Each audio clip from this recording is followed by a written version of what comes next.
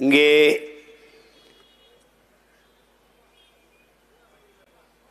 உரையாற்றிய என்னுடைய அண்ணன் ஆதித்தமிழர் விடுதலை இயக்கத்தினுடைய பொதுச் செயலாளர் வினோத் அவர்கள் 2016ஆம் ஆண்டு நாம் தமிழர் கட்சி முதலாக தேர்தலை எதிர்கொள்கிற போது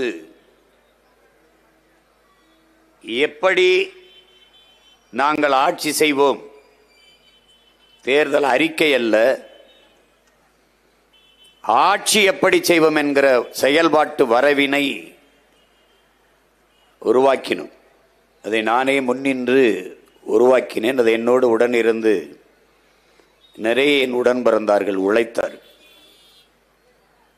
அப்போது இந்த ஆதி தமிழ் குடிகளுக்கான உரிமை, அவர்களுக்கான அரசியல் அதிகாரம், இவற்றை குறித்தெல்லாம் ஒரு வரைவை என்னுடைய அண்ணன் எழுதி கொண்டு வந்து தந்தார்கள். அதை அந்த செயல்பாட்டு வரைவில் வகுத்து தொகுத்து இணைக்கிற போது ஒரு முழக்கத்தை முன்வைத்தேன். ஆதித்தமிழர் விடுதலை இல்லாது மீதி தமிழர் விடுதலை வெல்லாது.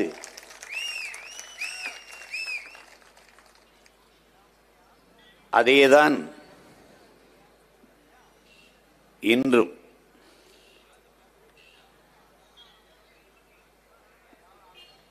இங்கே பேசிய நம்முடைய மதிப்பிற்குரிய காவல்துறை அதிகாரி ஐயா சுந்தரராஜன் அவர்கள் சொன்னார்கள், நாங்கள் ஆதி தமிழ்குடி தாய்க்குடி குறவர்களுக்காக குரல் கொடுக்கிறோம் என்று.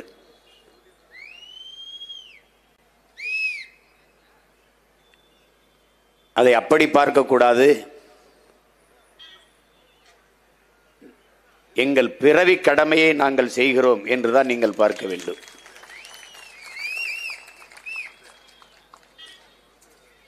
என் தாயின் கருவறையில் நான் இருந்ததை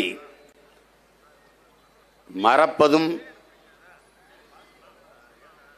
என் தாய்க்குடி குறவர் குடியை மறப்பதும் இரண்டும் ஒன்றுதான்.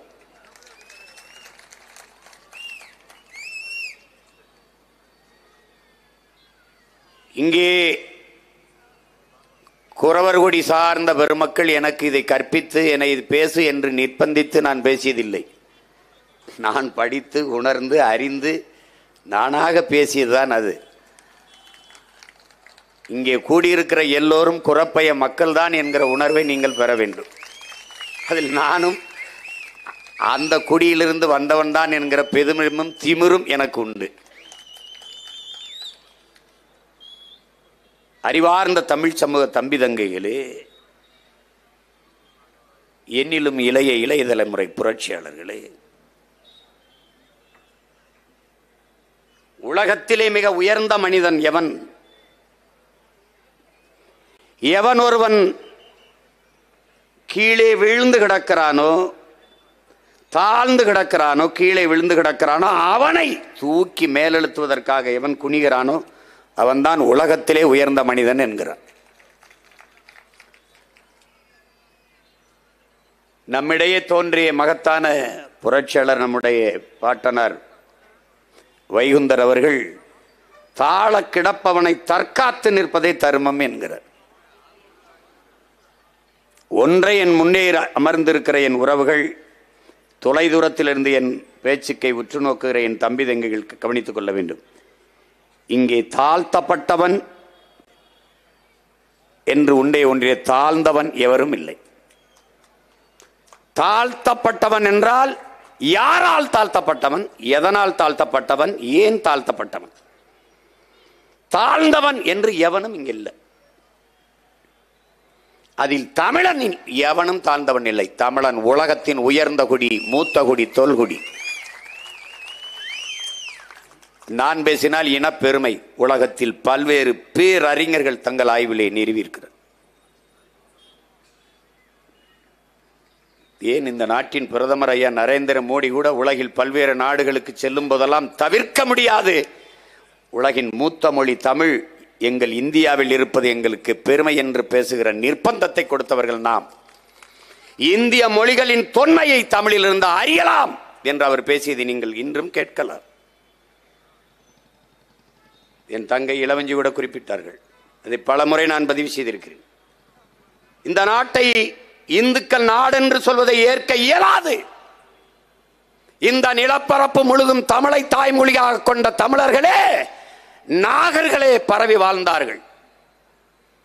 நாம் நாகர்கள். நாகாலாந்து, நாகப்பட்டினம், நாகநாதன், நாகசாமி, நாகேந்திரன், இந்த பேர்கள்லாம் வர காரணமே தான் தமிழை தாய்மொழியாக கொண்டதால் நாம் தமிழர்கள் என்று அழைக்கப்படுது. என்னுடைய மூதாதைகள் மொழி கூட தமிழ்தான் என்கிறார் புரட்சியாளர் அண்ணல் அம்பேத்கர் அவர்கள்.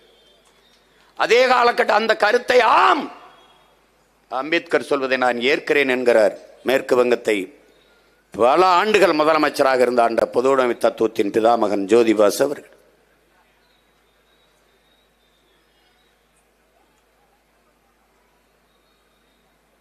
இங்கே பேசிய நம்முடைய ஐயா சுந்தரராஜன் அவர்களோடு கூப்பிட்டார்கள். தொல்காப்பியமும் மாயோன் மேய காடுரை உலகு, சேயோன் மேய மைவரை உலகு, வேந்தன் மேய தீம்புணல் உலகு, வர்ணன் மேய பெருமணல் உலகு என்று பாடுது. அது சின்ன தடுமாற்றம் எனக்கு இருக்கு, குழப்பம் இருக்கு. நான் கேட்டேன், பல அறிஞர்கள்ட்ட பதிலே இல்லை. முதல் திணை முதல் நிலம் குறிஞ்சிதான். கல் தோன்றி மண் தோன்ற காலத்தே வாளோடு முன் தோன்றிய மூத்த குடி, கல் தோன்றி மண் தோன்ற காலத்தே முன்தோன்றிய தமிழ் என்றெல்லாம் நமது முன்னோர்கள் சொல்வது பழம்பெருமை அல்ல. என்னுடைய மாமா தமிழ்கடல் நாவுக்கரசர் காளிமுத்தவர்கள் விளக்குகிறார்கள். நம்முடைய ஐயா கவிக்கோ அப்துல் ரஹ்மான் அவர்களும் விளக்குகிறார்கள். கல் தோன்றி மண் தோன்றா கேட்கும்போது இந்த தமிழங்க எப்பவுமே பீத்துவாங்க, ரொம்ப பெருமை பேசுவாங்க, என்னத்தையாவது பேசிட்டு இருப்பாங்க. கால் தோன்றிச்சா, மண் தோன்றலையா? தோன்றல. கால் தோன்றி விட்டது. மலை குறிஞ்சி திணை தோன்றிருச்சு, குறிஞ்சி நிலம் தோன்றிருச்சு. மண் தோன்றல. மண் மூன்றாவது நிலம், இரண்டாவது நிலம். முல்லையும் காடும் காடு சார்ந்த இடமும் முல்லை, மலையும் மலை சார்ந்த இடமும் குறிஞ்சி. ஏன் குறிஞ்சி? அங்கே குறிஞ்சி மலர்கள் நிறைந்திருப்பதால் அந்த நிலத்திற்கு பெயர் குறிஞ்சி என்று நமது முன்னோர்கள் சூட்டினார்கள். அந்த நிலத்தில் வாழ்ந்தவர்கள் குன்றவர்கள் என்று அழைக்கப்பட்டார்கள். குன்றில் வாழ்ந்ததால் குன்றவர்கள். நாளடைவில் இன் உச்சரிப்பு குன்றி குன்றி குன்றி குன்றி குறவர்கள் என்று அழைக்கப்பட்டு அந்த இனக்கூட்டத்தின் தலைவனாக நம்முடைய இறை முருக பெரும்பாட்டன் அங்கே உங்களுக்கு தெரியும். குன்றில் வாழ்ந்ததால் மலை முடுக்குகளில் அடுக்குகளில் ஏறி ஏறி இறங்கி இறங்கி தசை இடை நரம்புகள் அப்படி முறுக்கி ஏறி இருந்ததால் முறுக்கன். அதான் சொல்லுவான்ல, திருவிக்கா சொல்றாருல்ல நம்ம தாத்தா, முகிழ்க்கும் தசையிடை அரும்புவதே அழகுங்கிறான். அப்படி கட்ஸ் ஆம்ஸ் கிம்ஸ்லாம் அப்படி அப்படி வச்சிருக்கான் பாரு, அதான்டா அழகுங்கிறான். நீ ஆணழகன் போட்டியில முகம் வெள்ளையா அழகா மீச முடியெல்லாம் வச்சிருக்கான அழகுன்னு தேர்வு பண்றதில்ல. அப்படி ஆம்ஸை காட்டணும், அப்படி புஜத்தை காட்டணும், அப்படி சிக்ஸ் பேக் காட்டணும், அப்பதான் ஆணழகன் எடுக்கிறான். அந்த அழகன் தான் முருகன். அதனாலதான் முருகன் முருகன், அதான் முருகன் என்றால் அழகன் தான். அந்த நிலத்தின் தலைவன் தமிழ் இறைவன் முருகன். தங்கை இளவஞ்சி சொன்னது மாதிரி குன்றில் வாழ்ந்தோம், கிழங்குகளை உண்டோம். கிழங்கு வேட்டையாடி உண்டோம். வேட்டை சமூகத்தில் தான் நாம். தமிழன் மரபே வேட்டையாடி சாப்பிட்றதா. நீ இன்னைக்கு சிவனுக்கு விரதம் இருக்கும்போது சைவம் சாப்பிடணுங்கிற, முருகனுக்கு விரதம் இருக்கும்போது சைவம் சாப்பிடணுங்கிற. நான் பம்புக்கு கரிமீன் சாப்பிட்டு தான் போறது. ஒன்னும் எனக்கு ஆகல, நல்லா தான் இருக்கேன். எந்த சாமிடா நம்ம சாமி சைவம்? ஏன்டா பைத்தியக்காரத்தன மாதிரி பேசிட்டுற? எவன்டா நம்மள சாமி? எந்த சாமிடா? எல்லா சாமியும் இங்க வர சூளாயுதம் வேலாயுதம் ஈட்டி எல்லாம் வச்சிருக்கு. என்ன வெள்ளரிக்காய் வெண்டைக்காடா வெட்டிக்கிட்டு இருந்துச்சு, வேலை வச்சுக்கிட்டு சூளாயுதத்தை வச்சுக்கிட்டு. வேட்டையாடி சாப்பிட்ட சமூகத்தின் மரபினரா நம்ம ரத்த அணுல அசைமம் ஓடி இருக்கு. சும்மா போட்டு அதுக்கப்புறம் அங்க காடுகளில் வேட்டையாடி விலங்குகளை உண்டோம், காய்கனிகளை உண்டோம், கிழங்குகளை உண்டோம். மெதுவா மெதுவா இடம்பெறை தொடங்கி நகர்ந்தோம், கீழே இறங்கி வந்தோம். காடும் காடு சார்ந்த இடமும் மலை அடிவாரத்தை ஒட்டி அங்கே முல்லை மலர்கள், சின்ன சின்ன மலர்கள் நிறைந்திருந்ததால் நமது முன்னவர்கள் முல்லை நிலம், முல்லை திணை என்று வரையறுத்தார். இதுவரை வேட்டையாடி உண்ட விலங்கை ஏன் வளர்த்து உண்ணக்கூடாது என்று நமது முன்னவர்கள் சிந்தித்தார்கள். ஆடு மாடுகளை வளர்க்க தொடங்கினார்கள். அங்கே நாம் மேய்ப்பரானோம். அங்கே குறவர், இங்கே ஆயர், கோன். அந்த இனக்கூட்டத்தின் தலைவன் கையிலே ஒரு கோலை கொடுத்தார்கள். அதை வைத்திருக்கிற தலைவன் கோன். கோன் என்றால் அரசன். வரப்புயர நீர் உயரும், நீர் உயர நெல் உயரும், நெல் உயர குடி உயரும், குடி உயர கோல் உயரும், கோல் உயர கோன் உயர்வான் என்று அவை பாடிய பாட்டு இருக்கு. ஆனால் கோன்னா உனக்கு கேவலமா தெரியுது, யாதவனா உனக்கு பெருமையா தெரியுது. அது எந்த மொழி சொல்னே உனக்கு தெரியல. உன்னை அரசன் என்று சொல்வது, நீ மன்னன் என்று சொல்வதை விட உனக்கு பெருமை வேற ஒன்று வேணுமா என்ன? கோன். அங்க வாழ்ந்தோம். அங்கேயே 1-2 கண்டுபிடிச்சிட்டோம். நல்லா கவனிச்சுக்க, உலகத்துக்கு என்ன கண்டுபிடிச்சவன் நம்ம தான். அது எப்படின்னு சொல்ற அப்படின்னு, ஆடு மாடுகளை என்பதற்கு எண்களை கண்டுபிடிச்சிட்டான். நமது மூதாதை வள்ளுவ பெருமகனார் நமக்கு தந்தருளிய மறைமொழியிலே எழுத்தன்ப என எண்ணன்ப என்று எழுதவில்லை, எண்ணன்ப என எழுத்தன்ப. இவை ரெண்டும் கண்ணன்ப வாழும் உயிர்தான். முதல்ல வந்தது என்னடா, அதுக்கப்புறம் தான்டா எழுத்துன்னு எழுதிட்டான். வேணா எடுத்து பார்த்துக்க. முதல்ல என்னை கண்டுபிடித்தவன் நீனும் நானும், ஆயர் கூட்டம் நாம தான். 2வது திணை மக்கள். கீழே இறங்குறோம். நிலம் பள்ளமா இருக்கு. அங்கு வாழ்ந்த எல்லாரும் பல்லர்கள் தான். நானும் பல்ல, நீனும் பல்ல, எல்லாரும் பள்ளம் தான். அது நீ கோச்சுக்க ஓட்டு போட போடாத போ. சத்தியமும் உண்மையும் கொஞ்சம் கசக்கத்தான் ராஜா, கசக்கத்தான் செய்யும். ஆனால் கனி எப்போதும் இனிக்கும். பொறுமையா இருக்குன்னு உண்மையை நீ உணர்ந்து பார். நாம் பல்லர்கள். அது காரண பெயர். ஏன் நிலம் பள்ளமாக இருந்தது, அங்க வாழ்ந்தோம். அருவி ஆற நீர் ஓடிச்சு, குளிச்சோம். அந்த இடத்துல நாகரிகம் அடைஞ்சோம். நிலைச்சு வாழலாம்னு நகர்ந்து வாழ்ந்த நாம் நிலைத்து வாழலாம் முடிவெடுத்தோம். அங்க உணவுப் பொருள்களை வேளாண்மை செய்து சாப்பிடலாம்னு முடிச்சோம். ஆடு மாடுகளை வளர்க்க தொடங்கினோம். உழவுக்கு மாட்டை பழக்க தொடங்கினோம். மாட்டை உழவுக்கு பழக்க அதோடு போய் சிநேகம் பாராட்டினோம். காட்டு விலங்கை வீட்டு விலங்கா மாற்றணும். அது திமிலோடு ஏறி அப்படி விளையாண்டு அன்பு தடவி வருடி நம்ம வீட்டு நமக்கு நட்பாக்கணும், உறவாக்கணும். அந்த திமிலோடு ஏறி விளையாட தொடங்கும் போது அதை ஏறு தழுவுதல்னு வச்சான் சங்க இலக்கியத்துல. கொல்லேற்று கோணஞ்சுவானை மறுமையும் புல்லாலை ஆய மகள்னு சங்க இலக்கியத்துல பாட்டிருக்கு. என்ன, காலை அடக்க அஞ்சுகிற ஆண்மகனை அடுத்த பிறவியிலும் திருமணம் செய்யலாம், மணமுடிக்கலாம் என்று ஆயர் மகள் நினைக்க மாட்டாளுங்கிறது அந்த பாட்டு. பின்னாடி ஜல்லிக்கட்டுன்னு ஆகுது. அது நாயக்க மன்னர்கள் வந்தபோது கொம்புல சல்லிக்காசுகளை கட்டி விட்டு ஓட விட்டு பிடிக்க விடும்போது சல்லியை கட்டியதால் ஜல்லிக்கட்டுனானது. அது அல்ல, ஈறு தழுவுதல் தான் தமிழர் மரபு விளையாட்டு. அதை புரிஞ்சுக்கணும். நீ என்ன காலை நம் மாடு, அது மாடு இல்லடா, நம்ம செல்வம். அதே வள்ளுவ பெருமகனார் கேடில் விழிச்செல்வம் கல்வி ஒருவருக்கு மாடல்ல மற்ற இவைங்கிறார். கல்விதான் மானுடனுக்கு அறிவு செல்வம். ஆனால் மாடும் நம் செல்வம் பாடுறார். மாடு மாடல்ல செல்வம். அதனாலதான் நீ எல்லாம் எங்களை காட்டு பைய மக்கள் நினைச்சிட்டு இருப்ப. இன்னும் ரேஷன் கார்டில் காலமாட்டு பேர் எழுதினவங்கடா நாங்க கருப்பான் செவலைன்னு.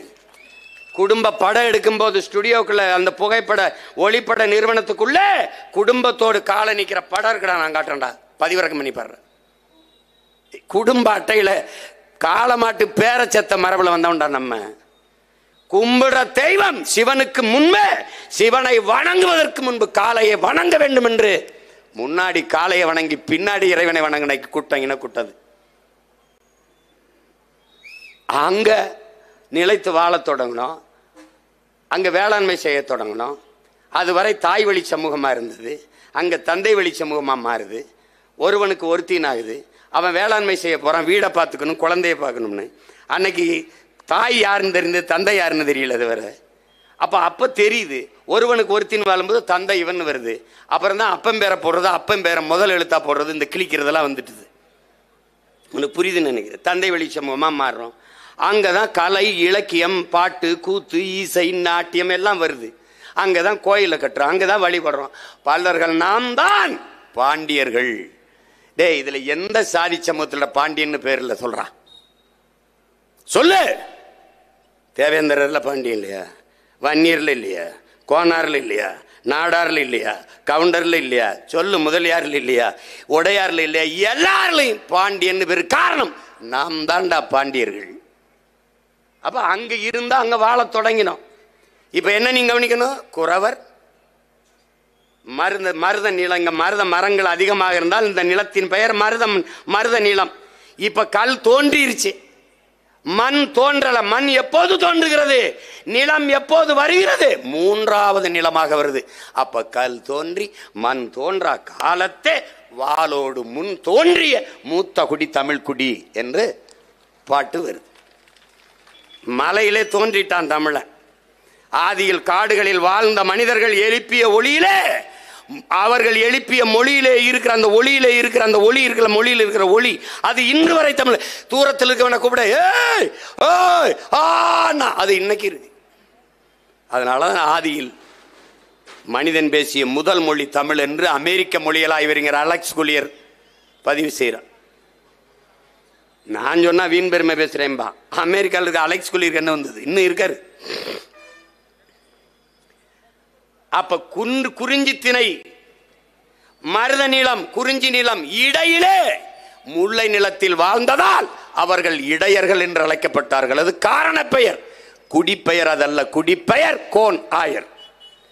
நிலம் பள்ளமாக இருந்ததால் நாம் பல்லர்கள், அது குடிப்பெயர் அல்ல, காரண பெயர். குடிப்பெயர் வேளாண்மை செய்ததால் நாம் வேளாளர்கள். இதை நல்லா விளங்கணும்.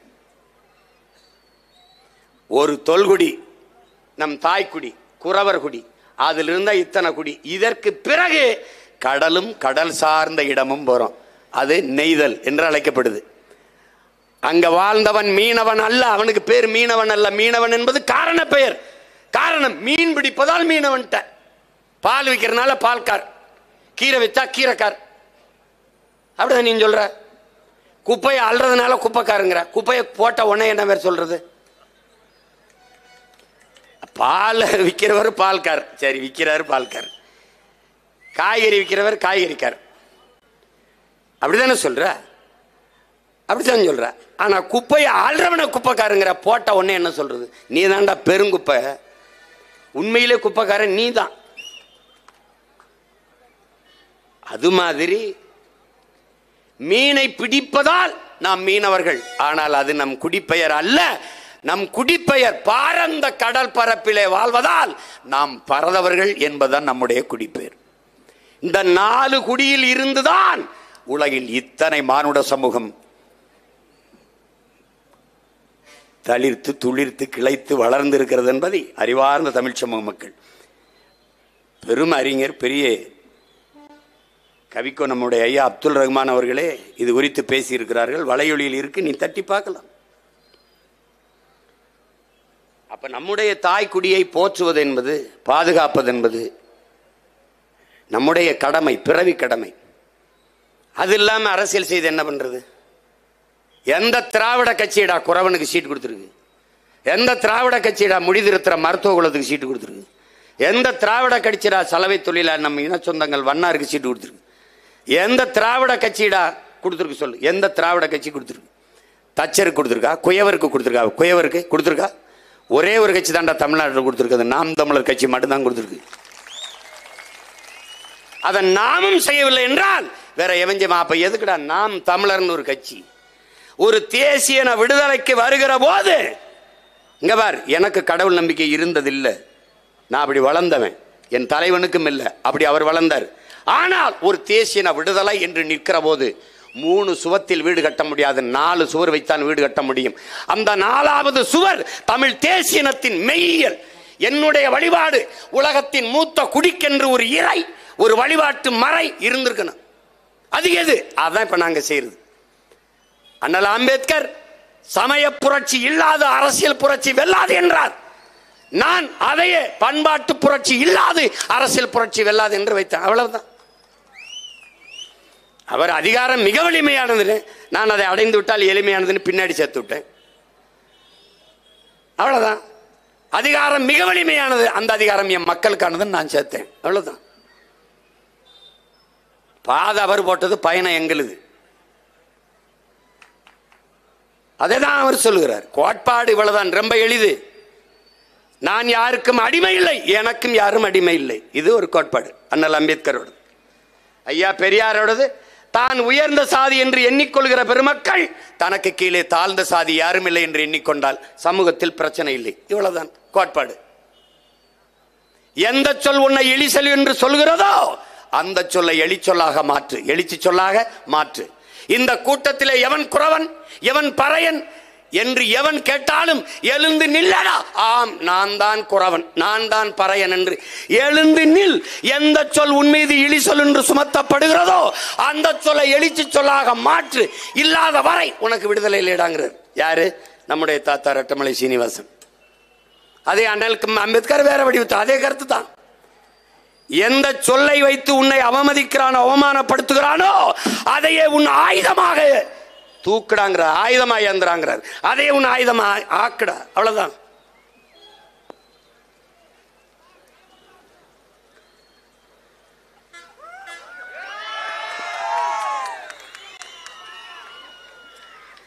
இரு, எதுக்கு மழைக்கெல்லாம் பயந்து ஓடிட்டு இருக்க?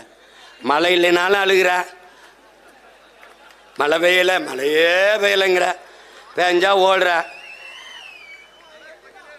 நீ மழை பெஞ்சா அது பண்ற. வயநாட்டில் பாரு, செத்து போன ஆயிரக்கணக்கான மக்கள். இரு, மழையை நேசி ரசி. சும்மா போட்டு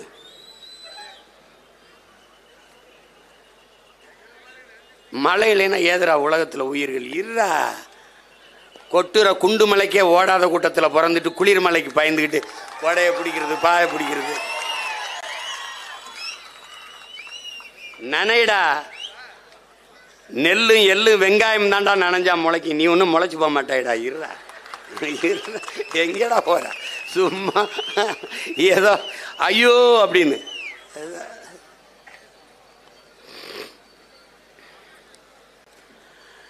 நாம் என்னென்ன சிக்கல்களை எதிர்கொள்றோம்? நீங்கள் ஒன்றை தெரிஞ்சுக்கணும். பழங்குடி மக்கள் என்று தனியால, தமிழ் குடியே பழங்குடி தான். நல்லா கவனிச்சுக்கணும்.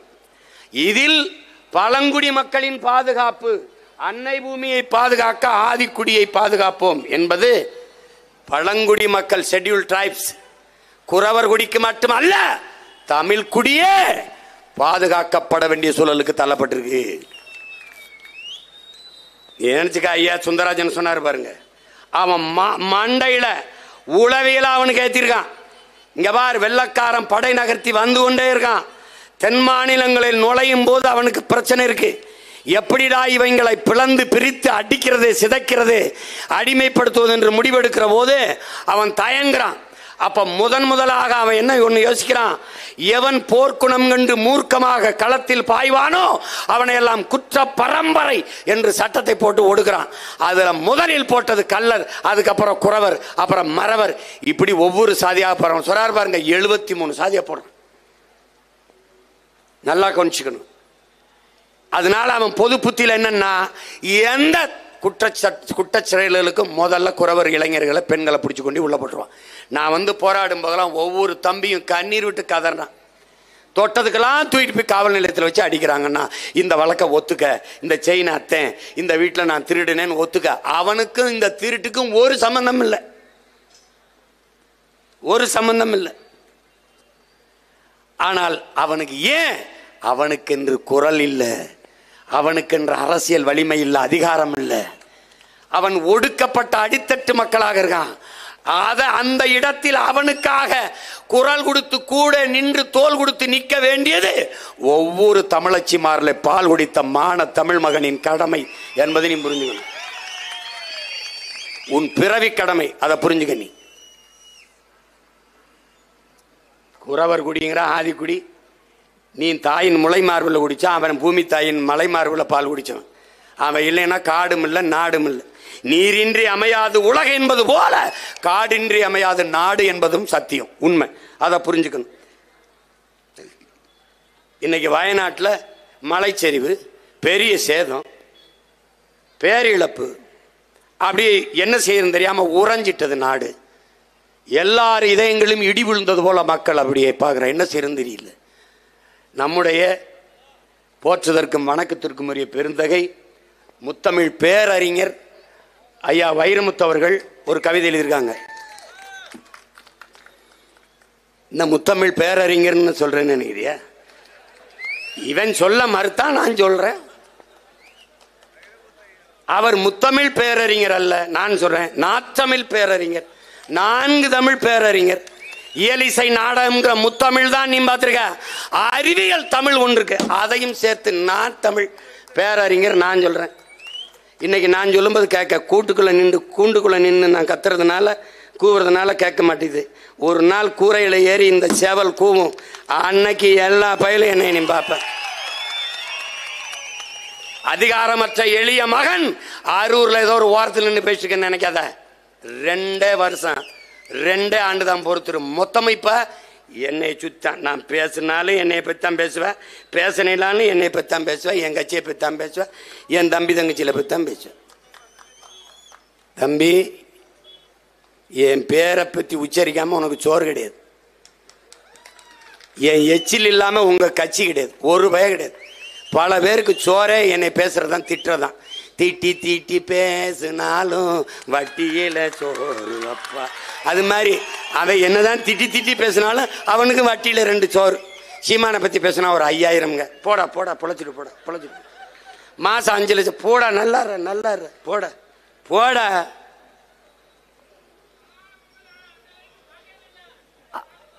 அப்படிதான். அது மாதிரி முத்தமிழ் பேரறிஞர் நம்முடைய ஐயா வைரமுத்து அவர்கள் மலைகளை, இங்க பாருங்க, மலைகளை மலித்ததும் காடுகளை அழித்ததும் நதிகளை கெடுத்ததும் தான் இந்த பேரழிவுக்கு காரணம்ங்கிறது.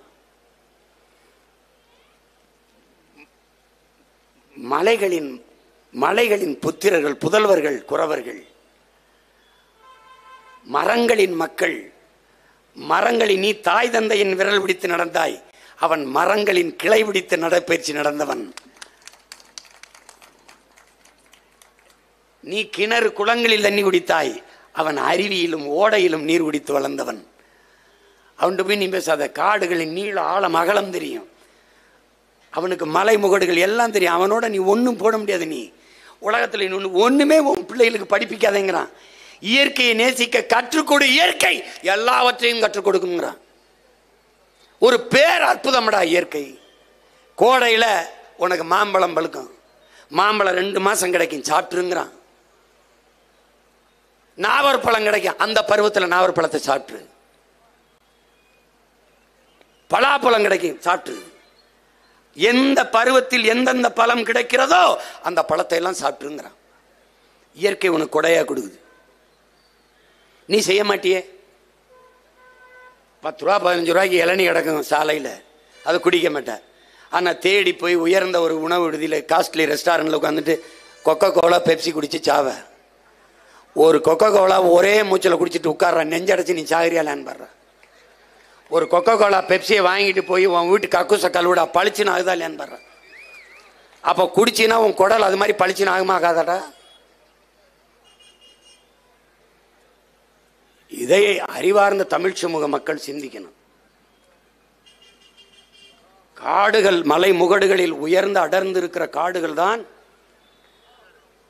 பூமிக்கு மேகத்தை அறுவடை செய்து மழையாக கொண்டு வருது. அதுதான் அருவியை பிரசவிக்குது, அருவிதான் ஆறை உருவாக்குது. இந்த இயற்பியல், இந்த உயிரியல் உண்மையை, இந்த அறிவியல் உண்மையை என் அன்பு பிள்ளைகள் அறிந்து கொள்ளணும். உனக்கு காடு தொலைதூரத்தில் பார்த்தால் காடு, நம் குறவர் குடிக்கு, ஆதி தமிழ் குடிக்கு அது வீடு என்பதை நீ கவனத்தில் வச்சுக்கணும். தண்டகாரண்யத்தில் மாவோயிஸ்ட் எப்படி உருவானா? 200 லட்சம் கோடிகளுக்கு 200 லட்சம் கோடிகளுக்கு அந்த மலைகளில் இருக்கிற கனிம வளங்களை வெட்டி எடுக்கிறதுக்கு அந்நிய முதலாளிகளுக்கு ஒப்பந்தம். காடுகளை அழித்தால்தான் மலைகளில் இருக்கிற கனிம வளங்களை எடுக்க முடியும். காடுகளை அழிக்க இவர்கள் புகுகிற போது, பாய்கிற போது, உள்ளே நுழைகிற போது, உனக்கு காடு எனக்கு வீடு என்று அங்கு வாழ்ந்த பழங்குடிகள் போராட தொடங்கினான். கட்டை விளக்கமாறு செருப்போடு களத்தில் வந்தவன் கையிலே துப்பாக்கி எப்படி வந்தது என்கிற கேள்வியை கேட்டால் யாரு மாவோயிஸ்ட் என்பது தெரியும், யாரு உருவாக்கியது என்பது தெரியும். காட்டுக்குள் கட்டையோடும் விளக்கமாறோடும் போராட வந்தவன் கையிலே துப்பாக்கி திணித்தவன் எவன்? அவனை மாவோயிஸ்ட் சென்று பழி சுமத்தி சுட்டு கொன்னு சிறைப்படுத்தி சித்திரவதை செய்தது யார்? அவன் அவன் தாய் நிலத்தை தற்காக்க போராடுகிறான். நாங்கள் போராடுவது போல. மேல்மாவில் 3000 ஏக்கரையின் விளைநிலத்தை நீ தொழிற்சாலை, சிப்காட் தொழிற்சாலைக்கு எடுக்க கூடாது, அந்த போராட்டம் போல. காட்டுப்பள்ளியில் 6111 ஏக்கரை கடலிலே நிலத்திலே நீ எடுக்க கூடாது, அந்த போராட்டம் போல. மீத்தேன், ஈத்தேன் எடுத்துக்கொள்ள, ஹைட்ரோ கார்பன் எரிவாயு, பயோகாஸ் எடுத்துக்கொள்ள, ஆடு மாட்டு கழிவு, மக்கிய இலைதலை கழிவே போதுமானதாக இருக்கிற போது என் பூமி தாயின் ஈரக்கொலைய இதயத்தை நீ அறுக்காதே என்று நாங்கள் போராடுவது போல அவன் போராடினான். அவன் தாய் நிலத்தை, வாழ்விடத்தை பாதுகாக்க போராடினான். இது அவன் அடிப்படை உரிமை, பிறப்புரிமை, ஜனநாயக கடமை. அதை மாவோயிசம், தீவிரவாதம் என்றார்கள். அப்படி என்றால் சீனாவில் இருக்கிற எல்லோரும் மாவோயிஸ்ட் தானே? அவனுடைய நட்பு பாராட்டுகிறாய், என்னது இது? அது மாதிரிதான் நம் பழங்குடிகள். அவங்க சொன்னாங்க 150 பேருக்கு நான் வந்து பேசி மாவட்ட ஆட்சியரோட சண்டை போட்டு சாதிச்சான்றது. எங்க அண்ணன் கேப்டன் துறை சொல்றாரு 3000 பேருக்கு பெற்றுக் கொடுத்துருக்கோம். இப்ப பெற்று கொடுக்கிறோம், அப்புறம் நாங்களே கொடுப்போம், அவ்வளவுதான். அந்த நாளுக்கு தான் இவ்வளவு வேலை செஞ்சுக்கிட்டு இருக்கோம். கிருஷ்ணகிரியில் இருக்கிற நம் குடிகளை, நம் ஆதி தமிழ் குடிகளை ஆந்திராவில் இருக்கிற காவலர்களை வந்து விசாரணைன்னு கைது பண்ணி கொண்டு போய் காவல் நிலையத்தில் வைத்து நம் அக்கா தங்கை வன்புணர்வு செய்து உயிர் உறுப்பிலை மிளகாப்பொடியை தூவி பிற அந்நிய மாநிலத்திலிருந்து, அருகில் இருக்கிற மாநிலத்திலிருந்து உன் மாநிலத்தில் இருக்கிற உன் பெண்ணை விசாரணை என்று நள்ளிரவில் கைது செய்து கொண்டு போனதை தடுக்காதவர்கள் இந்த திராவிட திருவாளர்கள். உன் அண்ணன், உன் மகன் இந்த மண்ணிலே அதிகாரத்தில் இருந்தால் வந்து என் அக்கா தங்கச்சி தொற்றுப்பானான்னு ஒரு நிமிஷம் நீ கற்பனை பண்ணி பார்த்துக்க. தூக்கி உள்ளதுக்கு போட்டு அவனை மிளகாப்பொடியை வச்சு தேய்ச்சி விட்டுருப்பேன். எங்க தேய்ச்சிருப்பேன்னு நீ எரிச்சு பார்த்துக்க. அந்த இதுக்கு கமிஷனர் அலுவலகத்தில் போய் குற்றப்பதிவு செய்தும் ஒரு நடவடிக்கையும் இல்லை, ஒன்றுமில்லை. அந்த என் அக்கா தங்கையோடு களத்தில் நின்று போராடியது நாம் தமிழர் கட்சியின் மகளிர் பாசறை தங்கைகளும் என் தம்பிகளும் தான் என்பதை அறிவார்ந்த தமிழ் சமூக மக்கள் எண்ணற்ற பேர் பல்லாயிரக்கணக்கான மனுக்களை கொடுக்கிறார்கள். அவர்களுக்கு ஒரு ஆறுதல். தன் மகனிடத்தில் சொல்லிவிட்டால், தன் அண்ணனிடத்தில் சொல்லிவிட்டால், தன் தம்பியிடத்தில் சொல்லிவிட்டால் அவன் குரல் கொடுப்பான். அவர்களுக்காக நான் நிற்பேன் என்கிற நம்பிக்கை தான். எல்லா நோய்க்கும், எல்லா சிக்கலுக்கும் கடவுளிடத்திலே நீ முறையிடுவது போல. கடவுள் என்ன குடல் மருத்துவரா, இல்லை தலைவலி மருத்துவரா, இல்லை காய்ச்சல் மருத்துவர், எந்த மருத்துவர் தெரியாது. ஆனா எல்லாவற்றுக்கும் எனக்கு எப்படியாவது எனக்கு வலியை குணப்படுத்திடு, ஒரு நம்பிக்கை.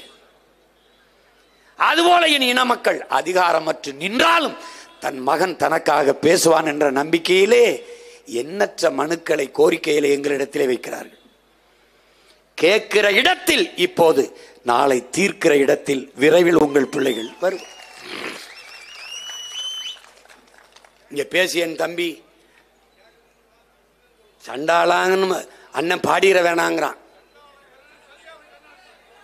ஏன் நாம் பாடல ஐயாத? ஏ பல பாட்டு, அடி சண்டாலி உன் பாசத்தாலே பாட்டு இருக்கு. சண்டாலி ஓம் பாசத்தாலே தம்பி அமீர் அவர்கள் எடுத்து அந்த பருத்தி வீரர்லாம் பாட்டு இருக்கு. எத்தனை பாட்டு இருக்கு, நான் வேணா அனுப்புறேன், வலையொலியில் இருக்கு, தட்டிப்பாரு.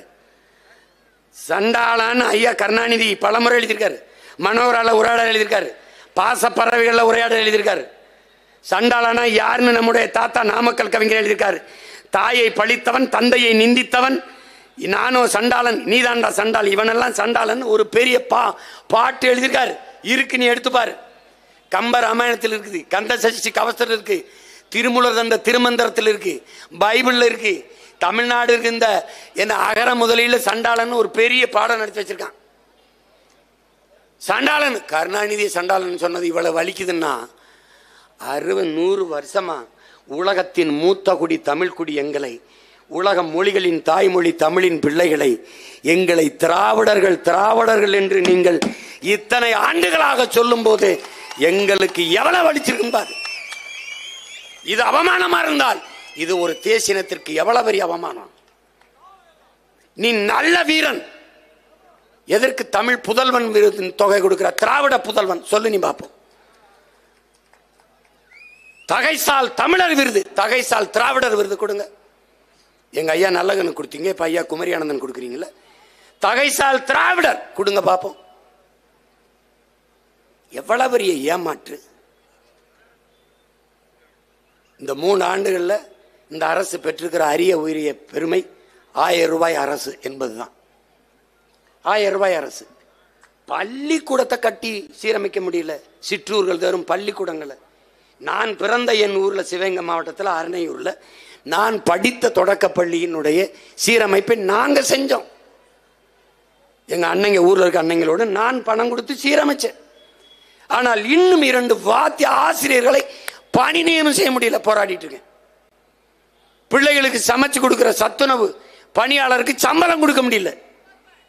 நீ கொழுப்படுத்திட்டு போய் சதுரங்க விளையாட்டு 100 கோடிக்கு இப்ப இந்த ஃபார்முலா 4 ஃபார்முலா 4 அப்படின்னு ஒரு கார் பந்தயம், அது 50-60 கோடி. இதே அப்போ அறிவு கருவறையாக இருக்கிற வகுப்பறைகளை, பள்ளிகளை, ஒரு நாட்டின் எதிர்காலம் அந்த நாட்டின் வகுப்பறையில் தீர்மானிக்கப்படுதுங்கிறான். ஒரு அறிவார்ந்த சமூகத்தை உருவாக்க ஒரு ஆகச்சிறந்த பணி கல்வி பணி. அதை கற்கிற பள்ளிக்கூடங்களை சீரமைத்து ஆசிரியர்களுக்கு உரிய ஊதியம் கொடுத்து தரமான கல்வியை தேசத்தின் குடிகளுக்கு கொடுக்க முடியல. கேட்டால் திராவிட மாடல். என்ன மாடல்? என்ன மாடல்? நீ ஏதோ பழங்குடி மக்கள் குறவர் குடிக்குத்தான் ஆபத்து பாதிப்பு நினைச்சிட்டு இருக்க. நீ வாழ்ந்துட்டியா? நீ இதை வாழ்ந்துட்டியா? 1000 ரூபாய்க்கு நீ கையேந்திர நிலைமையில தான் இருக்க. தமிழ் புதல்வன் அந்த அந்த பணம் கொடுக்கிற அறிவிப்பு வரும்போது இன்னைக்கு செய்தித்தாளில் படிச்சு பார்த்தீங்கன்னா, வறுமை கல்வி கற்க, கல்விக்கு ஏழ்மை ஒரு தடை இல்லை, கல்வி கற்க ஏழ்மை ஒரு தடை இல்லை. ஏன் 1000 ரூபாய் கொடுக்குறாருல? என் மக்களிடத்துல ஒரே ஒரு கேள்விதான் உங்க மகன் கேட்பேன். இந்த 1000 ரூபாயை இந்த அரசு ஏன் தர வேண்டும்? எதற்காக தர வேண்டும்? இந்த பணத்தை எப்படி தருது? இந்த கேள்வியை நீங்க எழுப்பி பார்க்கணும். எதுக்காக பெண்களை குறி வச்சு 1000 ரூபாய் கொடுக்குது? பெண்களுடைய வாக்கை பெற முடியல. எதற்காக பெண்கள் கல்லூரிக்கு பெற பெண்களை குறி வைக்குது? இளம் பெண்கள், இளைஞர்கள் சீமான் பின்னாடி ஆயிரக்கணக்கில் திரளுகிறார்கள். சீமான் யார்? முதலமைச்சர் மகனா, பேரனா? இல்லை. யார்? 1 லட்சக்கணக்கான கோடி வச்சிருக்கானா? பல ஆயிரம் கோடி வச்சிருக்கானா? இல்லை. பல முறை பதவியில் இருந்திருக்கானா? இல்லை. யார்? இந்த கூட்டத்தில் ஒருவன். அவன் கண்ணாடியில் முகத்தை பார்க்கிற போது என் முகம் அவனுக்கு தெரியுது. அவன் நினைக்கிறான் நான் தலைவன் என் முன்னாடி நிக்கல, என் அண்ணன், என் சித்தப்பன், என் பெரியப்பன், என் மாமன், என் மகன் என்று இந்த மக்கள் என்னை நேசிச்சு கொடுறாங்க. நடிகர் கட்சி ஆரம்பித்தால் அவரை பார்க்க கூடுவார்கள், சீமானை பார்க்க கூட மாட்டார்கள். அவன் என்ன பேசுகிறான் என்று கேட்க கூடுவார்கள். என்ன பேசுவான்? அவர்களுக்காக பேசுவான். இதயத்தின் அடித்தளத்திலிருந்து பேசுவான், ஈரக்குலையிலிருந்து பேசுவான், உள்ளத்திலிருந்து பேசுவான், உதிரத்தை உருக்கி அதையே பேசுவான். பல ஆயிரம் ஆண்டுகளாக அவன் இனம் தூக்கி சென்ற வலியவே மொழியாக்கி பேசுவான். அவனுக்காக பேசுவான். அதனால் எனக்கு அருகில் நிற்பான். பெருந்தலைவர் காமராஜர் வட இந்தியாவில் போய் பேசிக் கொண்டிருக்கிற போது தமிழிலே பேசிக் கொண்டிருக்கிறார், வேட்டி சட்டையில் தமிழ். முன்னாடி இருக்கிறவரெல்லாம் கைதட்டுகிறார்கள். அவர்களுக்கு தமிழ் தெரியாது, கைதட்டுகிறார்கள். பக்கத்தில் இருந்து ஒருத்தர் கேட்கிறாரு, அவர் என்ன பேசுறாரு, ஏன் கைதட்டுறியே? என்ன பேசுறாருன்னு தெரியல, ஆனா எங்களுக்காக பேசுறாருன்னு தெரியுது. அது மாதிரி இந்த மக்கள், என் உடன் பிறந்தவர்கள், தங்கை தம்பிகளுக்கு தெரியும், அந்த அண்ணன் அவங்களுக்காக பேசுறேன்னு தெரியும். அதனால ஒரே ஒரு தடவை கேளுங்க, எதுக்கு இப்ப தமிழ் புதல்வனுக்கு காசு? ஏன்னா அவருக்கு தெரியுது இந்த 1000 ரூபாய் கொடுத்ததுல கொஞ்சம் இளம் பெண்கள் ஓட்டு நமக்கு விழுகுது. ஏன்னா புள்ளி விவரம். இப்ப இந்த இளைஞர்கள் சீமானுக்கு போடுறான். அவன் என்ன நினைக்கிறான், நம்ம ஒரு தொகுதிக்கு 50 கோடி செலவழிச்சான், அவன் 5 லட்சம் தான் செலவழிச்சான், வட்டி காசால கூட செலவழிக்கல. நம்ம நிறுத்தும் போதெல்லாம் பெரிய பெரிய அமைச்சர்கள் மகன்களை நிறுத்தணும். அவன் யாருன்னே தெரியல வேட்பாளர். இவ்வளவு வேலை செஞ்சோம். ஆனால் அவன் ஒரு ஆளாக கத்தி 35 லட்சம் 36 லட்சம் ஓட்டை வாங்கியிருக்கான். ₹1 ஓட்டுக்கு கொடுக்கல. யார் போட்டது? கிறிஸ்தவ இஸ்லாமியர் போடல. ஏன்னா பிஜேபியின் பி டீம். நம்ம யார் சொல்றா? மெயின் டீம் திமுக தான். கருணாநிதி ஐயாவின் 100ஆண்டு விழாவுக்கு நாணயம் காசு வெளியிடுகிறது மத்திய அரசு, இந்திய ஒன்றிய அரசு. ஏன் எப்படி வெளியிடுது?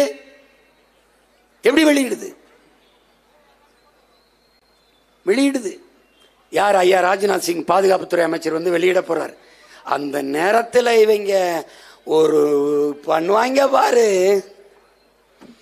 அந்த மேடையை மட்டும் பாரு. எவனாவது நிமிந்து நின்று பேசிட்டான்னா என்ன கேள்வி? ஆனா நம்மளை பீட்டியும்பா. ராமர் ஆட்சியின் நீட்சி தான் திராவிட மாடல் ஆட்சி. இவன் தான் இப்ப என்ன சொல்றான்? நாங்க தாங்க பிஜேபியின் B team, main team, Z team வரைக்கும் நான் தான்றான். போடல. பறையர் வந்துடக்கூடாது வென்றக்கூடாதுன்னு படையாச்சி போடுறதில்ல. படையாச்சி வந்துடக்கூடாதுன்னு பறையர் போடுறதில்ல. இடையில சொந்த பிள்ளை நாம பலியாயிரும். ஓட்டு போடல. ஆனாலும் 36 லட்சம் போட்டிருக்கான். எவன் போட்டான்? இன்றைக்கு கல்லூரியில் படித்து கொண்டிருக்க பிள்ளைகள், புதிய வாக்காளர்கள், இளைய தலைமுறை பிள்ளைகள். அவன் என்ன நினைக்கிறான்? இந்த நாட்டின் எதிர்காலத்தை காப்பாற்றணும்னா நாம் தமிழர் கட்சி வெல்லணும்னு நினைக்கிறான்.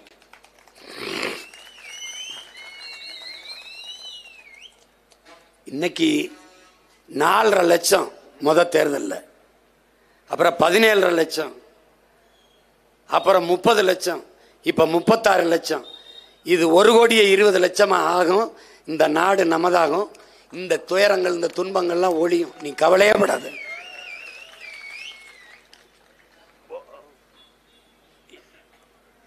நம்ம கையில தான் இருக்கு. நாம் ஒவ்வொருவரும் போராடணுங்கிற முடிவுக்கு நீ வரணும். யாரோ ஒருத்தருடைய வேலைன்னு நீ போயிடக்கூடாது. என்னைய சொல்லுவாங்க, 3 மணிக்கு படுத்த, 6 மணிக்கு எந்திரிச்சு பயிற்சிக்கு போயிட்ட, இந்த 3 மணி நேரம் உறக்கம் போதுமா அப்படின்னு. உலகத்தில் சாதித்த எல்லாருடைய வரலாறையும் படித்தா மிக குறைந்த நேரம் தூங்கியவனாத்தான் இருக்கான். எங்களுடைய தலைவர், நம்முடைய தலைவர் கற்பித்தது என்ன? உறங்காதே, எழுந்திரு, ஓடு. நீ அடிமை உரிமை பெறும் வரை ஓடு. உன் இனம் விடுதலை பெறும் வரை ஓடு. ஒரு நாள் நிம்மதியாக உறங்கலாம். உன்னை ஒருவரும் எழுப்ப மாட்டார்கள் உன் மரணத்திற்கு பிறகு. அப்படின்னா என்ன சொல்றார்? மரணம் வரை ஓடுறாங்கிறார். அப்படி அவர் ஓடினார். அவர் பிள்ளைகள் நாம ஓடணும். எதுவரை? விடுதலை. நம்முடைய ஐயா அப்துல் கலாம் என்ன சொல்றார்? உன்னால் முடியும் வரை போராடாதே, நீ நினைத்தது முடியும் வரை போராடுறாங்க. நீ என்ன நினைக்கிற? தூய தமிழர் ஆட்சி, தமிழ் தேசிய ஆட்சி இங்க மலரணும். ஏதோ குறவர் குடி தான் தாழ்த்தப்பட்டிருக்கு, ஒடுக்கப்பட்டிருக்கு. ஆதி தமிழ் குடி பறையர் குடி தான் தாழ்த்தப்பட்டிருக்கு, ஒடுக்கப்பட்டிருக்கு. நீ என்ன வாழ்ந்துட்டேன்னு சொல்லு. நீ சொல்லு. ஒண்ணும் கிடையாது. அதனால எல்லோரும் சேர்ந்து இந்த பணியை செய்யணும். இது காலம் கையளித்திருக்கிற கடமை, வரலாறு நமக்கு விட்டிருக்கிற பெரும்பணி என்பதை என் அன்பு உடன் பிறந்தார்கள், என்னினும் இளைய என் தம்பிதங்கள் புரிந்து கொள்ளணும். அவன் பேசுவான், வியாக்கியானம் பேசுவான். இதெல்லாம் வெல்றதா, இதெல்லாம் போறதா, இவன் அதை பேசிவிட்டான். சீமான் இப்படி மேடையில் பேசலாமா அப்படின்னு. இப்போ ஒன்றும் அப்படி பேசலையே. 2 நாளைக்கு முன்னாடி ஒரு புத்தகம் வெளியிட்டேன், எங்க ஐயா மருத்துவர் பழனிவேருடைய புத்தகம். அந்த வெளியீட்டில் நான் அப்படி பேசலையே. நீ என்ன மொழியில் பேசுகிறியோ அந்த மொழியில் பேசினால்தான் உனக்கு புரியும். அதனாலதான் அப்படி பேசுறோம். எங்கள் தலைவர் எங்களுக்கு கற்பித்ததான். உன் எதிரி எந்த மொழியில் பேசுகிறானோ அதே மொழியில் பேசுற. கருத்துனாலும் கருத்து, கருவினாலும் கருவி. துப்பாக்கி தூக்கி வரவனுக்கு முன்னாடி போய் பிரசங்கம் பண்ணிருக்க முடியாது. நான் எந்த ஆயுதம் எடுக்க வேண்டும் என்பது எப்போதுமே எதிரிகள் தான் தீர்மானிக்கிறார்கள். அதை நீ புரிஞ்சுக்கணும். வாங்க சீமான், வாங்க ஐயா, வாடா சீமான், என்னடா சொல்றான், இதாங்க, இதுதான். புரிஞ்சுக்கிச்சா? இதுக்கு மேல விளக்குங்க கூடாது. இதுதான் அன்புனா அன்பு, வம்புனா வம்பு. நீ வெட்ட ஓங்குற போது விழுந்து கும்பிட ஈன பயனை நினைச்சுக்கிறாத எங்களை, இந்த கூட்டத்தை நீ வெட்டணும்னு நினைக்கிறதுக்கு முன்பே வெட்டி முடிக்கிற ஆட்கள் என்பதை மனசுல வச்சுக்கிட்டு இயங்கு. இந்த ஆட்டத்தை நீ எவ்வளவு நாள் ஆடுவாயின் பாரு தம்பி. எவ்வளவு வேகமாக சுத்துற, முதல்ல சுத்தி விட்ட பம்பரம் எங்க ஆணி இருக்குன்னு தெரியாத அளவுக்கு வேகமா சுத்தும். ஒரு நாள் அப்படியே தள்ளாடி தள்ளாடி தள்ளாடி சத்துன்னு விழும். நாங்க எப்படி தெரியுமில்ல, ஆக்கர் போடுறதுக்கு சுத்திட்டு பம்பரத்தை நாக்கில் எச்சியை தொட்டு அப்படியே நிற்போம். விழுந்த உடனே போட்டா ரெண்டா தெரிச்சு ஓடும். ஒரு நாள் நீ விழும்போது உன் மண்டையில ஆக்கரை போட்டு பேக்கல, நீ பார்த்துக்கிட்டே இரு. ஏதோ என்ன அவரை அசிங்கப்படுத்துறாங்க, ஐயோ அவரை பேசலாம், அவரை தாண்டா பேசணும். ஐயா கருணாநிதியை நாகரிகம் இல்லாம பேசிட்டார். டேய் அவரெல்லாம் நாகரிகமா பேச சொல்றதே அநாகரிகம்டா, பைத்தியக்கார பயிர்களா. இந்த நாட்டில் அநாகரிக அரசியல், அதனுடைய ஆதி தொடக்கமே அவர் தான்டா. வலையொலியில் இருக்கு, தட்டி அனுப்ப முடியாது அக்கா தங்கச்சிக்கு, அவ்வளவு அவசியமா இருக்கு. வேணா போட்டு கேட்டுப்பாரு. ஏய், ரஷ்ய புரட்சியாளர் லெனின் சிலையை சாச்சிட்டான். ஒரு 3 வயசு பையன் தலை மேலே ஏறி நின்று ஒன்று கடிச்சிட்டான். தட்டிப்பார் படம் இருக்கு. பங்களாதேஷின் தந்தை முஜிபுர் ரஹ்மான் மண்டையில் ஏறி அடித்து சாச்சிட்டான் சிலையை. ரெவல்யூஷன், புரட்சி. இலங்கையில் புரட்சி, ராஜபக்சே அப்பனுக்கு வச்சிருந்தான் சிலை, தூக்கி குப்பையில் தள்ளிட்டான். புரட்சி. சந்திரபாபு நாயுடு வந்தார், ஜெகன்மோகன் ரெட்டி ராஜசேகர் ரெட்டிக்கு வச்சிருந்த சிலையெல்லாம் எங்க கிடக்கு எவனுக்கும் தெரியல. அதே நிலைமை இங்க வரல, நீ பார்த்துக்கிட்டே. ரொம்ப ஆடுற, நீ ரொம்ப ஆடுற. பதவி திமிரலையும் பண திமிரலையும் ஆடுற. இது ரெண்டு என்கிட்ட இல்லை. ஹிட்லர் சொல்றான், அதை உங்களுக்கு மறுபடியும் நான் சொல்றேன். இலக்க எதுவும் இல்லாதவன் இடத்திலே சவால் விடாத. என்கிட்ட இலக்க உயிரை தவிர ஒரு மயிரும் இல்லை. பார்த்து நடந்துக்க, பார்த்து நடந்துக்க. நீ ஒன்றும் கிடையாது. நீ அதிகபட்சமா என்ன என்ன பண்ணிடுவ, ஜெயிலில் போடுவ. என்னை மாதிரி மகிழ்ச்சியானவன் உலகத்தில் இல்லை. ஒரு ஃபோன் தொல்லை இல்லை, ஒரு இது இல்லை. நிம்மதியாக படிப்பேன், நிம்மதியாக குறிப்பெடுப்பேன். எப்போ வெளியில் விட்டியா வந்து உன்னை கொல்லுவேன், வச்சு கொல்லுவேன். இப்பவே நான் கேட்குற கேள்விக்கு எதுக்கும் பதில் இல்லை, எதுக்கும் பதில் இல்லை. ஏதோ பேசிட்டு அலையிற நீனு, பார்த்து பண்ணுங்க. நியாயமாற கவனம். பல சாம்ராஜ்யங்கள் சரிஞ்சிருக்கு, உனக்கு ஒன்றும் இல்லை. திராவிடம்னா என்னன்னே சொல்ல தெரியல, பார்த்துக்க. நீ வைதேகத்தந்த படத்தில் வந்த விஜயகாந்த் மாதிரி, ஐயா விஜயகாந்த் தெரியுமில்ல, 2 ரீலுக்கு முன்னாடி செத்துருவார். ஆனால் ரேவதி அம்மா வந்து அந்த காதலியை கூட்டிகிட்டு வருவாங்க, காதலனையும் காதலியும் ஊரை விட்டு தப்பிக்க விடுறதுக்கு. ஊர் எல்லையில் வெள்ளச்சாமி அருவாளோட நிற்பார். அவர் செத்து 1 மணி நேரம் ஆயிடுச்சு, ஆனால் அப்படியே நிற்பார் அருவாளோட. வரலாம் ராதாரவி தான் ஊர் மக்கள்லாம் பயந்துக்கிட்டு அப்படியே நிற்பாங்க. கடைசியாக ஒரு காற்றடிச்சோன்னே சத்துன்னு விழுவார். அப்படி நீ செத்துட்டா ரொம்ப நாளைக்கு முன்னாடி. சும்மா ஒரு கத்தியை வச்சு படம் காட்டிக்கிட்டு இருக்கா. ஒரு நாள் நீ விழுவா பாரு, நீ டெட் பாடி. செயற்கை சுவாசம் கொடுத்து ஒன்று உயிர்ப்பிச்சு வச்சிருக்கான், ஆக்சிஜன் சிலிண்டரில் வச்சிருக்கான். உனக்கு கோட்பாடு இருக்கலடா. நீ பெரிய கொம்பாதி கொம்பன் கொள்கையாளன் தானே. ஐயா பெரியார் பேரறிஞர் அண்ணா அவரெல்லாம் வளர்த்த கொள்கையாளன் தானே. காசு கொடுக்காம கூட்டத்தை கூட்டுறா, கட்சியை கலைச்சுட்டாங்க. போறோம்டா கூட்டுறா. உன் திராவிட கொள்கை திராவிடம் என்பது பேசி கூட்டு பார்ப்போம். தலைவனும் தலைவர் நீங்க அப்பா முதலமைச்சரும் அமைச்சரும் சேலம் மாநாட்டில் பேசிருக்கும் போது 3 சீட்டு ஆடிக்கிட்டு இருக்கான். போய் சமையலறையில் பிரியாணி சாப்பாடை தூக்கிட்டு போயிட்டு இருக்கான். எண்ணெய் கேனு, சீரக பொட்டலம், அந்த சமையக்கார் உப்பை கூட வாங்க எடுத்துட்டு போவாங்க. ஐயோ, இவங்க மாநாடு போடும்போது எல்லா இடத்துலையும் வாழை மரத்தை தாரோட வெட்டி வச்சிருது. கரும்பை அப்படியே பல ஆயிரக்கணக்கிற்கு நட்டுறது. ஏன் பெரியவங்க விவசாய பற்றி உங்கள் அப்பா அம்மா எனக்கு ஏதாவது தெரிஞ்சிருந்தா வாழையை தாரோட வெட்டி நடுவியா, கரும்பை வெட்டி நடுவியா? அது விளைய வைக்க எவ்வளவு காலம், அது எவ்வளவு சத்துள்ள உணவுப் பொருள். அதை கொண்டாந்து வீதியில் கட்டி என் ஜனம் கூட்டம் முடிச்சு போகும்போது விக்குன்னு அந்த தாரை அத்து கரும்பு அத்து கட்டா கட்டிக்கிட்டு கருமம். என்னடா உங்களுக்கு இதில் ஒரு பெருமை இருக்கு? என்ன பெருமை இருக்கு சொல்லு? ஏதாவது விவசாய குடும்பத்தில் பிறந்தவன் எப்படி பண்ணுவானா? கார் ரோதைக்கு பூ போடுறது, மேலே பூ போடுறது. எங்கள் கட்சியில் வேணாத மாலை போட்டு பார்த்துருக்கியா? செத்தா போடு, உயிரோடு இருக்கும் எதுக்கு போடுற? அதுவும் ஒரு மாலை போடு போதும். சாமிக்கு போடுற நிறுத்து, தலைவர்களுக்கு போடுற. இன்னைக்கு பாட்டன் தீரம் சின்னமலைக்கு போட்டோம், ஆனால் அம்பேத்கருக்கு போட்டோம். மரியாதை விட்டுரு.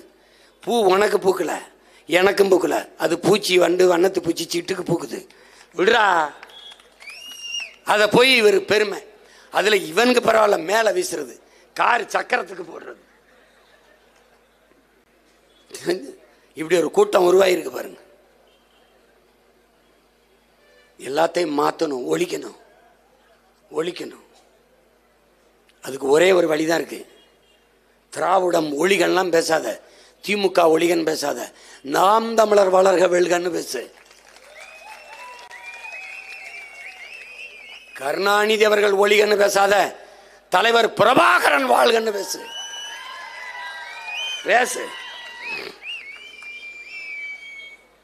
உறுதியா நில்லு. நம்ம வெல்ல போறோம், நம்பிக்கையோடு. முடியாதுன்னு நினைக்காத. நம்மால் முடியாது உலகில் யாராலும் முடியாது, உலகில் யாராலும் முடியாதது நம்மால் முடியும் என்று நம்பு. விடியும் என்று விண்ணை நம்புகிற நீ முடியும் என்று உன்னை நம்பு. முடியும். சோம்பலை உதறி தள்ளுங்கள், உங்கள் சாம்பலும் சரித்திரம் படைக்கும். முடியாது என்று படுத்தால், முடங்கி கிடந்தால் சிலந்தியும் உன்னை சிறை பிடிக்கும். முடியும் என்று எழுந்து நடந்தால் இமயமும் உனக்கு குடை பிடிக்கும். எழுந்து நில்லு, பயப்படாத, எதுக்கும் பயப்படாத. அந்த பாட்டை துரைமுருகன் பாடினா என் தம்பி, வழக்கு போட்டு கைது பண்ணி கொண்டு போனேன். அதே பாட்டை நான் பாடினேன். ஏன் என்னை தொட மாட்ட? ஏன் அது அது எனக்கு அசிங்கமா இருக்கு.